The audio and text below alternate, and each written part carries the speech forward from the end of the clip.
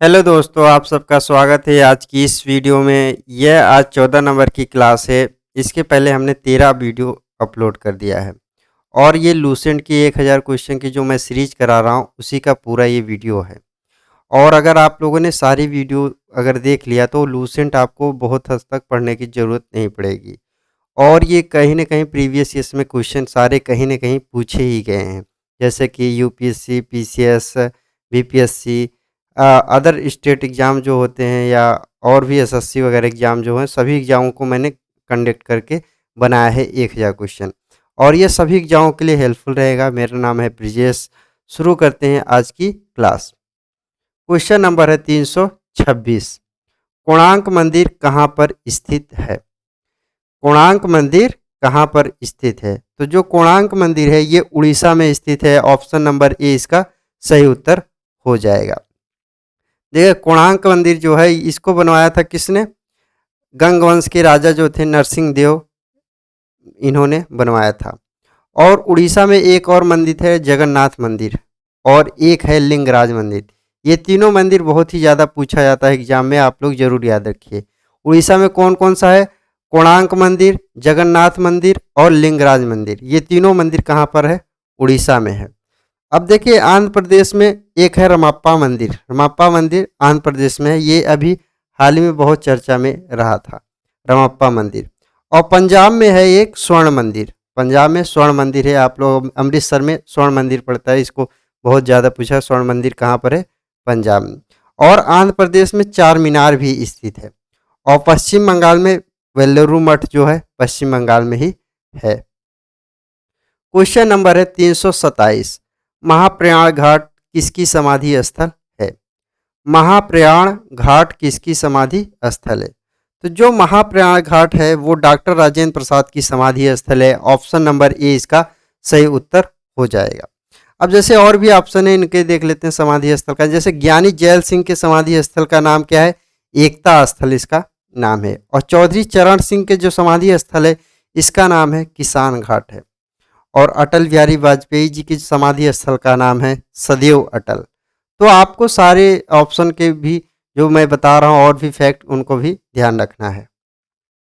Question number है 328। किस संविधान संशोधन द्वारा दिल्ली को राष्ट्रीय राजधानी क्षेत्र का दर्जा दिया गया? तो जो दिल्ली है ये पहले दिल्ली तो बन गई थी, लेकिन राजधानी जो एनसीआर बोलते हैं जिसे, वो कब इसको किस संविधान संशोधन के द्वारा दिया गया? जो 69 संविधान संशोधन हुआ था ये हुआ था 1991 में। और इसी से दिल्ली को एनसीआर घोषित किया। ऑप्शन नंबर सी इसका सही उत्तर हो जाएगा। दिल्ली का जो आर्टिकल है 239 डबल ए, ये आर्टिकल भी याद रखिए क्योंकि पूछ लेता है दिल्ली का आर्टिकल्स, ध्यान रखिएगा। और जो दिल्ली राजधानी हमारी बनी, कब बनी? 1912 में दिल्ली राजधानी बनी। तो ये सारे जो फैक्ट्स बता रहा हूँ इनको भी आप जरूर याद रखिएगा। क्वेश्चन नंबर है 329। लौंग एक मसाला पौधे के किस भाग से प्राप्त होता है? लौंग एक मसाला पौधे के किस भाग से प्राप्त होता है? तो सीधा क्वेश्चन पूछ रहा है कि लौंग किससे, लौंग क्या है? एक मसाला का पौधा है और ये किस से प्राप्त होता है? तो ये क्या है? फूल की कली से प्राप्त होता है। ऑप्शन नंबर डी इसका सही उत्तर हो जाएगा। इसका उपयोग, लौंग का उपयोग अधिकतर मसालों में किया जाता है, औषधियों में किया जाता है इसका। और इसका सबसे पहले इसका लौंग कहाँ पे पाया गया था? इंडोनेशिया में। और इंडोनेशिया ही सबसे बड़ा उत्पादक है। अगर भारत में पूछ लेता है तो सबसे बड़ा उत्पादक राज्य कौन सा है? तमिलनाडु भारत में सबसे बड़ा उत्पादक राज्य है। क्वेश्चन नंबर है 330। भारत के किस द्वीप का उद्गम ज्वालामुखी है? भारत के किस द्वीप पर उद्गम ज्वालामुखी, मतलब सक्रिय ज्वालामुखी दहक रहा है अभी तक? तो वो जो बैरन द्वीप है उसी पे सक्रिय ज्वालामुखी है, उसे बैरन ज्वालामुखी भी बोल देते हैं। तो ऑप्शन नंबर ए इसका राइट उत्तर हो जाएगा। तो बैरन जो द्वीप है ये कहाँ पर स्थित है? ये अंडमान निकोबार में स्थित है। तो ये भी ध्यान रखिए। और यहीं पर भारत का एकमात्र सक्रिय ज्वालामुखी है बैरन द्वीप पर।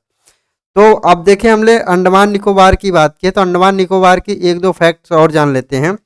अंडमान निकोबार की जनजातियों के बारे में जान लेते हैं। अंडमान निकोबार की 3 जनजातियां बहुत प्रमुख है, एक जारवा और सैम्पियन और ओंग। जारवा जो जनजाति है ये विश्व की सबसे पुरानी जनजाति है। भारत की नहीं, पूरे विश्व की सबसे पुरानी जनजाति कौन है? जारवा। और यहाँ पे जारवा, सेम्पेन और ओंग 3 जनजातियां बहुत प्रमुख हैं। तो इतनी बातें इस क्वेश्चन से ध्यान रखें। क्वेश्चन नंबर है 331, निम्नलिखित में से कौन सा प्राणी अपनी आंत में जल का संग्रह करता है, मतलब रखता है? निम्न कौन सा प्राणी ऐसा है जो अपनी आंत में जल को संग्रह करके रखता है कुछ दिनों के लिए? तो उसका राइट उत्तर हो जाएगा ऑप्शन नंबर ए, ऊंट। ऊंट जो है काफी दिनों तक आंत में पानी रखता है और यह बिना पानी पिए कई दिनों तक रह सकता है। ऊंट को ही हम लोग रेगिस्तान का रेगिस्तान का जहाज बोला जाता है ऊंट को ही। और ऊंट ऐसा क्यों है कि रेगिस्तान को जहाज? क्योंकि जो ऊंट का शरीर जो होता है ये पूरी तरह से मरुस्थल के प्रति अनुकूलित होता है और इसके जो पैर होते हैं ना चौड़े चौड़े होते हैं और गद्दीदार होते हैं और इसके ऊपर जो एक कुबड़ होता है ये कुबड़ चर्बी का बना होता है। तो इतने कुछ इससे आपको इतनी बातें आपको ध्यान रखना है। क्वेश्चन नंबर है 332, वल्लभ भाई पटेल को सरदार की उपाधि किसने दी? तो वल्लभ भाई पटेल को सरदार की उपाधि किसने दी? तो जो वल्लभ भाई पटेल को सरदार की जो उपाधि थी वो महात्मा गांधी के द्वारा दी गई। इसका राइट उत्तर है ऑप्शन नंबर ए। अब देखिए वल्लभ भाई, पहले इनका नाम था वल्लभ भाई पटेल, उसके बाद सरदार फिर आता है सरदार वल्लभ भाई पटेल। सरदार पहले कैसे लगता है?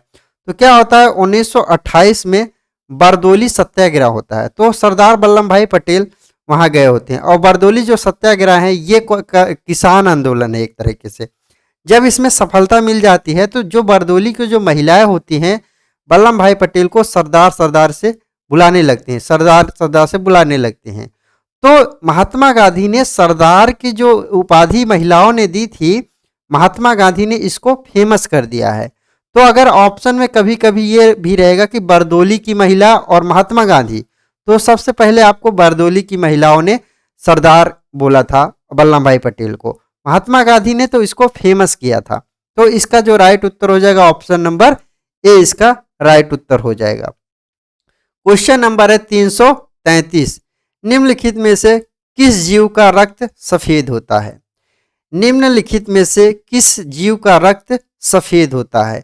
तिलचट्टा जो जीव है इसका रक्त क्या होता है? सफेद होता है। ऑप्शन नंबर बी इसका राइट उत्तर हो जाएगा। क्वेश्चन नंबर है 334, हल्दी के पौधे का खाने लायक हिस्सा कौन सा होता है? जो हल्दी का पौधा होता है इसका खाने लायक हिस्सा कौन सा होता है? तो वो होता है प्रकंद। ऑप्शन नंबर सी इसका राइट उत्तर हो जाएगा। प्रकंद को ही हम लोग तना बोल दिया जाता है। तना से प्राप्त होने वाले कौन कौन सी चीज होती हैं? जैसे एक ट्रिक मैं बता रहा हूं क्योंकि यहां से क्वेश्चन पूछा ही जाता है। हद कर दी आपने, इतनी बातें आपको ध्यान रखने हैं। हद कर दी आपने, हद से हो जाएगा हल्दी, हद से हल्दी, और कर से हो जाएगा केसर, ये भी ध्यान रखिएगा, और दी से हो जाएगा आदि, आदि, दी से हो जाएगा आदि, और आ से क्या हो जाएगा? आलू हो जाएगा, आ से आलू, और प्याज से, पा से क्या हो जाएगा? प्याज। तो आप लोग इतनी बातें ध्यान रखिएगा, आ से आलू, प्याज से प्याज हो जाएगा। तो तने से प्राप्त होने वाले कौन कौन से है? हल्दी है, केसर है, आदि है, आदि को ही अदरक बोलते हैं, अदरक, और आलू है, प्याज है। तो जो यहाँ पे पूछा यही था कि हल्दी के खाने लायक जो हिस्सा होता है वो प्रकंद होता है, और प्रकंद क्या क्या है? एक प्रकार का तना है, ये नहीं, इसको जड़ नहीं है, ये सोचने लगे कि जड़ है। तो ये तने से प्राप्त होने वाले जो है, जैसे हल्दी हो गया, केसर हो गया, अदरक हो गया, आलू हो गया, प्याज हो गया, ये सारे तने हैं। तो इतनी बातें आपको ध्यान रखनी है। क्वेश्चन नंबर है 335, भारत के किस राज्य को भारत का कोहिनूर कहा जाता है? तो भारत के किस राज्य को भारत का कोहिनूर कहा जाता है, ये ध्यान रखें। तो भारत का जो कोहिनूर कहा जाता है वो कहा जाता है आंध्र प्रदेश को। ऑप्शन नंबर ए इसका राइट उत्तर हो जाएगा। आंध्र प्रदेश को ही क्यों भारत का कोहिनूर कहा जाता है? क्योंकि जो कोहिनूर हीरा होता है वो आंध्र प्रदेश के गोलकुंडा की जो खदान होती है वहां से प्राप्त होता है, इसीलिए आंध्र प्रदेश को भारत का कोहिनूर बोला जाता है। क्वेश्चन नंबर है 336, निम्नलिखित में से कौन सा एक कृत्रिम परितंत्र है? निम्नलिखित में से कौन सा एक कृत्रिम परितंत्र है? तो आपको यहां से दो बातें, एक प्राकृतिक परितंत्र होता है, एक कृत्रिम परितंत्र होता है। तो मैं यहाँ पे आपको बता दूं, तो इसका जो राइट उत्तर हो जाएगा ऑप्शन नंबर बी, खेत। खेत क्या होता है? मानव के द्वारा बनाया जाता है। तालाब और वन ये क्या होता है? नेचर, प्रकृति के होता है, जैसे तालाब हो गया, वन हो गया, झील हो गया, ये प्रकृति के द्वारा बनाया जाता है, तो इसीलिए इसको बोलते हैं प्राकृतिक परितंत्र। और जो मानव के द्वारा बनाया जाता है, जैसे खेत हो गया, बगीचा हो गया, ये मानव के द्वारा बनाया है, तो इसे क्या बोल देंगे? कृत्रिम परितंत्र। तो ये ध्यान रखना है, क्योंकि ये क्वेश्चन बहुत पूछा जाता है। क्वेश्चन नंबर है 337, बंगाल विभाजन की घोषणा कब की गई? जो बंगाल विभाजन की घोषणा कब की गई थी? तो बंगाल विभाजन की घोषणा जो हुई थी वो हुई थी 20 जुलाई 1905 को हुआ था। लेकिन क्या होता है, कुछ प्रमुख जो लेखक हैं वो उनके द्वारा, और ये एग्जाम में क्वेश्चन पूछा गया, तो वहां पे 19 जुलाई 1905 को ही इसका राइट उत्तर माना है। तो ऑप्शन नंबर ए इसका राइट उत्तर हो जाएगा। तो जो बंगाल विभाजन होता है वो होता है, उस टाइम जो वायसराय था बंगाल विभाजन के समय, वायसराय जो होता है करजन के समय बंगाल विभाजन होता है। लेकिन 1911 में क्या होता है, बंगाल विभाजन को रद्द कर दिया जाता है। तो जब 1911 में बंगाल विभाजन रद्द किया जा रहा था, उस समय जो वायसराय था वो था हार्डिंग, उस समय का वायसराय था। क्वेश्चन नंबर है 338, भारत में पर्यावरण सुरक्षा अधिनियम किस वर्ष पारित किया गया? भारत में पर्यावरण सुरक्षा अधिनियम किस वर्ष में पारित किया गया? तो जो पर्यावरण सुरक्षा अधिनियम था ये पारित किया गया था 1986 में। ऑप्शन नंबर सी इसका राइट उत्तर हो जाएगा। 1986 में पर्यावरण सुरक्षा अधिनियम आया था और ये पारित भी हो गया था, पास भी हो गया था। अब और भी ऑप्शन जैसे है कि 1972 में क्या हुआ था? 1972 में आया था वन्य जीव संरक्षण अधिनियम। 1972 में आया था वन्य जीव संरक्षण अधिनियम। और 1980 में क्या हुआ था? 1980 में आया था वन संरक्षण अधिनियम। वन को संरक्षित करने के लिए एक अधिनियम आया था, वो कब आया था? 1980 में। और 1992 में क्या होता है? पृथ्वी सम्मेलन होता है। तो ये भी बहुत ध्यान रखिए, क्योंकि पृथ्वी सम्मेलन 1992 में होता है, और पर्यावरण सुरक्षा अधिनियम 1986 में होता है, और 1980 में होता है वन संरक्षण अधिनियम, और 1972 में होता है वन्य जीव संरक्षण अधिनियम। सारे अधिनियम पारित होता है। मैंने 4 अधिनियम बताया और चारों एग्जाम में बहुत ज्यादा पूछा जाता है। क्वेश्चन नंबर है 339, भारत के संविधान का कौन सा अनुच्छेद कानून के समक्ष समानता से संबंधित है? तो भारत का जो संविधान है, कौन सा अनुच्छेद ऐसा है जो कानून के समक्ष समानता रखता है? तो अनुच्छेद 14 जो है ये कानून के समक्ष सभी को समान अधिकार देता है, विधि के समक्ष समान अधिकार, और कानून का संरक्षण भी करता है। तो ऑप्शन नंबर ए इसका राइट उत्तर हो जाएगा, अनुच्छेद 14। अब जैसे और भी अनुच्छेद हैं, इसमें देख लेते हैं। जैसे अनुच्छेद 16 क्या कहता है कि नौकरियों में सभी को समान अवसर दिया जाएगा। अनुच्छेद 16 कहता है नौकरियों में सभी को समान अवसर प्रदान किया जाएगा। और अनुच्छेद 17 कहता है अस्पृश्यता, छुआछूत को खत्म करता है, अनुच्छेद 17। और अनुच्छेद 19 क्या है? प्रेस की स्वतंत्रता अनुच्छेद 19 में है। क्योंकि ये सारे जो अनुच्छेद, जैसे अनुच्छेद 17 और अनुच्छेद 19, ये बहुत ही ज्यादा पूछा जाता है, तो इनको आप ध्यान रखिएगा। क्वेश्चन नंबर है 340, कुनैल जो मलेरिया के इलाज में प्रयोग की जाती है सिनकोना पादप के किस भाग से प्राप्त होता है? देखिए, कुनैन जो तेल होता है ये मलेरिया के इलाज में होता है। तो आपसे डायरेक्ट भी कभी क्वेश्चन पूछ सकता है, कुनैन क्या है? कुनैन मलेरिया का इलाज का एक दवा है। और ये कुनैल जो होता है ये प्राप्त कहाँ से होता है? सिनकोना के छाल जो होती है उससे प्राप्त होता है। इसका राइट उत्तर होगा ऑप्शन नंबर सी। सिनकोना के छाल से क्या प्राप्त होता है? कुनैन का तेल। और कुनैल कहाँ पे यूज होता है? मलेरिया के इलाज में इसका सबसे ज्यादा प्रमुख उपचार होता है। तो इतनी बातें ध्यान रखिएगा। क्वेश्चन नंबर है 341, भारतीय संविधान में कुल कितनी अनुसूचियां हैं? तो जो भारतीय संविधान में 12 अनुसूचियां हैं, ऑप्शन नंबर ए इसका राइट उत्तर हो जाएगा। देखिए अनुसूचियां जो है कितनी है, अनुसूचियां 12 है।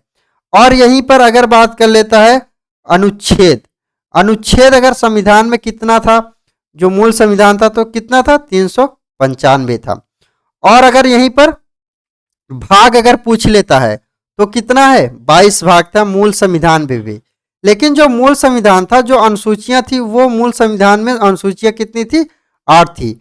4 अनुसूची बाद में जोड़ा गया संविधान संशोधन करके, तो इसीलिए हो जाता है 8 4 12। तो वर्तमान में जो भारत में संविधान की अनुसूचियां वो कितनी हो गई हैं, 12 हो गई हैं। तो इतनी ध्यान रखना है। क्वेश्चन नंबर है 342, भारत में केंद्र शासित राज्यों की संख्या कितनी है। तो जो भारत में केंद्र शासित राज्यों की संख्या कितनी हो गई है, वो हो चुकी है 8। 8 केंद्र शासित प्रदेश हैं। तो अब 8 केंद्र शासित प्रदेश हैं, राज्य कितने हैं, राज्य हमारे कितने हैं, 28 टोटल राज्य हैं। ये ध्यान रखना, क्योंकि ये अभी नए नए चेंज हुए। जैसे हाल ही में जैसे 26 जनवरी 26 जनवरी 2020 को, 2020 में क्या होता है, दादर नगर हवेली और दमन दीव को इकट्ठा कर दिया जाता है। और 31 अक्टूबर 2019 में क्या होता है, जम्मू कश्मीर और लद्दाख को अलग कर दिया जाता है। तो इसी के द्वारा कितने हो गए हैं हमारे केंद्र शासित प्रदेश, 8 केंद्र शासित प्रदेश हो गए। और राज्य कितने हैं, 28 राज्य हैं। क्वेश्चन नंबर है 343, असम कितने राज्यों के साथ अपनी सीमा साझा करता है। तो यहाँ पे सबसे पहले हम लोग देख लेते हैं असम। असम बताएंगे कितने राज्यों के साथ सीमा साझा करता है। असम जो है वो 7 राज्यों के साथ सीमा साझा करता है। ऑप्शन नंबर ए इसका राइट उत्तर हो जाएगा। अब हम लोग यहाँ पे देख लेते हैं कौन कौन से हैं। तो सबसे पहले असम देख लेते हैं। असम हमारा भारत के मैप में ये हमारा प्यारा भारत है, और इसमें असम हमारा ये रहा, जो मैं लाल से इसको कर रहा हूँ। अब देखिए ये पहला हमारा क्या है, अरुणाचल प्रदेश हमारा है। उसके बाद क्या है, नागालैंड दूसरा है। तीसरा क्या है, मणिपुर है, ये तीसरे नंबर पे। और चौथा क्या है, मिजोरम है। मिजोरम भी टच कर रहा है, तो चौथे नंबर पे मिजोरम। और ये हमारा त्रिपुरा भी असम से टच कर रहा है, तो त्रिपुरा हो गया 5वें नंबर पे। और ये मेघालय है, तो मेघालय 6ठे नंबर पे हमारा टच कर रहा है। और ये हमारा वेस्ट बंगाल है, पश्चिम बंगाल है, ये हो गया 7वें नंबर पे। और भूटान एक देश के साथ भी हमारा असम जो है वो साझा करता है। तो 7 राज्यों के साथ और एक देश के साथ सीमा साझा कौन करता है, असम राज्य साझा करता है। क्वेश्चन नंबर है 344, सबसे अस्थाई परितंत्र है। तो जो सबसे अस्थाई परितंत्र कौन है, तो इसका राइट उत्तर हो जाएगा ऑप्शन नंबर डी, समुद्र। बहुत ज्यादा क्वेश्चन ये बार बार पूछा गया है कि सबसे अस्थाई परितंत्र कौन है, तो सबसे अस्थाई परितंत्र कौन है, समुद्र है। क्वेश्चन नंबर है 345, लक्षद्वीप कहाँ स्थित है। तो जो लक्षद्वीप है ये कहाँ पर स्थित है, इसको लक्षद्वीप हमारा कहाँ पर है, अरब सागर में है। तो इसका जो राइट उत्तर हो जाएगा ऑप्शन नंबर बी, अरब सागर में। लक्षद्वीप क्या है, कई द्वीपों से मिलकर बना है। तो लक्षद्वीप में कुल टोटल द्वीप कितने हैं, 36 टोटल द्वीप हैं। कितने हैं, 36 टोटल द्वीप हैं। और जो इसका लक्षद्वीप की राजधानी क्या है, कवरत्ती। और कवरत्ती कहाँ पर है, कवरत्ती ही द्वीप पर स्थित है। और लक्षद्वीप का सबसे बड़ा जो द्वीप है, 2 द्वीप है, एक है एंडरट और एक है एंड रथ। 2 द्वीप कौन से हैं, लक्षद्वीप के सबसे बड़े हैं। लक्षद्वीप टोटल 36 द्वीपों का एक समूह है। तो इसका राइट उत्तर हो जाएगा ऑप्शन नंबर बी, अरब सागर में लक्षद्वीप स्थित है। क्वेश्चन नंबर है 346, निम्नलिखित में से कौन सा तना है।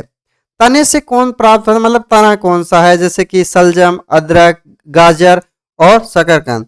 तो इसका जो राइट उत्तर हो जाएगा option number B, option number B, अदरक। अदरक कहाँ से प्राप्त होता है, तने से प्राप्त होता है। तने से प्राप्त होने वाले मैं बता देता हूँ, इसका ट्रिक है, हद कर दी आपने। ये आपको ट्रिक कर याद रखना है, ये तने से प्राप्त होने वाली चीजें हैं। हद कर दी आपने, हद से हो जाएगा हल्दी, और कर से हो जाएगा केसर, और दी से हो जाएगा आदि, और इसी को बोलते हैं अदरक, और आ से हो जाएगा आलू, और पा से हो जाएगा प्याज। तो ये ट्रिक के साथ आप ध्यान रखिए। मैंने एक अगले क्वेश्चन में भी मैंने करा रखा है, इसके पहले क्वेश्चन जो मैं किया हूँ उसमें करा रखा है। तो ये आपको ट्रिक जरूर याद रखना है, इससे क्या होगा, आपके एग्जाम में आसानी हो जाएगी। क्वेश्चन नंबर है 347, गदर पार्टी का मुख्यालय कहाँ पर है? गदर पार्टी का जो मुख्यालय है ये सैन फ्रांसिस्को कहाँ पर है? अमेरिका में है। तो इसका राइट उत्तर हो जाएगा option number A. Ghadar Party का मुख्यालय कहाँ पर है? सैन फ्रांसिस्को में स्थित है। गदर पार्टी जो बनी थी ये हमारी बनी थी, इसकी स्थापना जो हुई थी, स्थापना याद रखिए क्योंकि पूछता है बहुत, 21 अप्रैल 1913 में हुई थी। अधिकतर यही पूछ लेता है, सन पूछता है, डेट पूरा फिक्स नहीं पूछता है, लेकिन मैंने आपको डेट भी बता दिया, 21 अप्रैल 1913 को इसकी स्थापना हुई थी। और स्थापना कहाँ पर हुआ था? ये हुआ था सैन फ्रांसिस्को में, इसका मुख्यालय है। और इसके बनाने वाले कौन लोग थे? जो अमेरिका और कनाडा में बसे भारतीय जो लोग थे वो उन्होंने इसको बनाया था। और इसके जो संस्थापक थे वो थे सरदार सोहन सिंह मकाना। सरदार सोहन सिंह मकाना इसके संस्थापक माने जाते हैं। लेकिन जो महासचिव थे लाला हरदयाल सिंह थे महासचिव। कभी कभी क्या पूछ लेता है, गदर पार्टी के संस्थापक ऑप्शन में लाला हरदयाल का नाम इसलिए आता है क्योंकि वो बहुत ज़्यादा चर्चित थे गदर पार्टी के, तो इसलिए लाला हरदयाल को मान लिया जाता है कि गदर पार्टी के संस्थापक यही थे। कर्ता धर्ता गदर पार्टी के यही थे, इसीलिए इनको संस्थापक मान लिया जाता है। लेकिन संस्थापक कौन थे? सरदार सोहन सिंह भकाना। लेकिन ऑप्शन में अगर दोनों है तो सबसे पहले आपको सरदार सोहन सिंह भकाना लगाना है, अगर ऑप्शन में नहीं है तो लाला हरदयाल ही आपको लगाना है। क्वेश्चन नंबर है 348। मैडम कामा ने 1907 में प्रथम तिरंगा कहाँ फहराया था? मैडम कामा ने 1907 में प्रथम तिरंगा ध्वज कहाँ फहराया था, ये पूछ रहा है। तो इसका जो फहराया था वो स्टुटगार्ट में फहराया था। ये स्टुटगार्ट कहाँ पर है? जर्मनी में स्थित है। और जर्मनी में क्या होता है कि 22 अगस्त 1907 को अंतर्राष्ट्रीय सोशलिस्ट सम्मेलन आयोजित किया जा रहा था, वहीं पर मैडम कामा थी और ये प्रथम भारतीय तिरंगा विदेशी धरती पर फहराया था। और ये कब फहराया था? 1907 में। और मैडम कामा जी को माना जाता है भारतीय क्रांति की मां बोला जाता है मैडम कामा जी को। तो इसका जो राइट उत्तर हो जाएगा ऑप्शन नंबर डी, इसका राइट उत्तर हो जाएगा स्टुटगार्ट। ये कहां पर है? जर्मनी में। क्वेश्चन नंबर है 349। भारत की संविधान सभा ने निम्नलिखित में से किस तिथि को राष्ट्रीय ध्वज को अपनाया? तो जो राष्ट्रीय ध्वज को अपनाया गया था वो अपनाया गया था 22 जुलाई 1947 को। ऑप्शन नंबर बी इसका राइट उत्तर हो जाएगा 22 जुलाई 1947। और राष्ट्रीय जो ध्वज है इसको जो डिजाइन किया था, इसको डिजाइन करने वाले कौन थे? पिंगली वकैया थे। और राष्ट्रीय ध्वज की लंबाई और विड्थ कितनी, लंबाई और चौड़ाई कितने? 3:2 है। ये भी ध्यान रखें कि क्योंकि लंबाई और चौड़ाई का अनुपात हमेशा क्वेश्चन में पूछा ही जाता है। क्वेश्चन नंबर है 350। भारतवर्ष का सर्वप्रथम किसान आंदोलन कौन सा है? भारतवर्ष का सर्वप्रथम किसान आंदोलन कौन सा है? जो किसान आंदोलन है बिचौलिया का, ये सर्वप्रथम भारत का किसान आंदोलन है। ऑप्शन नंबर सी इसका राइट उत्तर हो जाएगा। अब देखिए किसान आंदोलन जो शुरू होता है वो शुरू होता है 1897 से शुरू होता है। 1897 जो होता है इसमें शुरू होता है। और ये शुरू कहाँ से होता है? राजस्थान के मेवाड़ जिले से शुरू होता है। ये किसानों के द्वारा शुरू किया गया आंदोलन था। लेकिन इसके जो कुछ समय बाद 1913 में साधु सीतारमन दास जुड़ते हैं जो बहुत बड़े नेता थे किसान आंदोलन के। तो ये रही आज की हमारी वीडियो। आप लोगों को पसंद आया होगा तो ज़रूर इस चैनल को सब्सक्राइब कर लीजिएगा और लाइक ज़रूर कर दीजिएगा वीडियो को, और अपने दोस्तों के साथ शेयर ज़रूर करिएगा। हम मुलाकात होगी नेक्स्ट वीडियो में। जय हिंद।